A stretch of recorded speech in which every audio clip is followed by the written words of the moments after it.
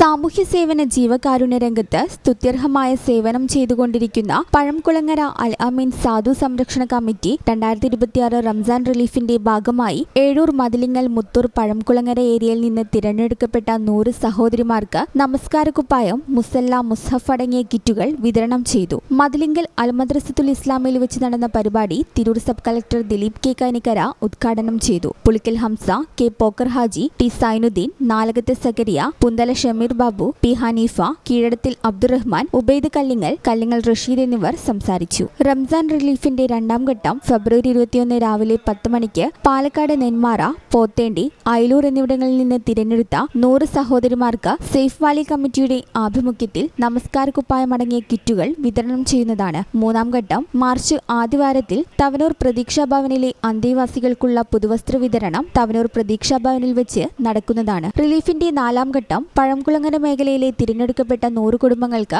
1000 രൂപ വില വരുന്ന ഭക്ഷണ കിറ്റുകൾ വിതരണം ചെയ്യുന്നതാണ്. അഞ്ചാം ഘട്ടം വയനാട്ടിലെ ഒരു മദ്രസയിലെ മുഴുവൻ കുട്ടികൾക്കും ഖുർആൻ അടക്കമുള്ള പാഠപുസ്തകങ്ങൾ വിതരണം ചെയ്യുന്നതാണ്. വ്യത്യസ്ത മേഖലകളിൽ നടത്തപ്പെടുന്ന പരിപാടികളിൽ മതസാമൂഹിക രാഷ്ട്രീയ രംഗത്തെ പ്രമുഖർ പങ്കെടുക്കും. ഈ ചാനൽ ന്യൂസ് മലപ്പുറം.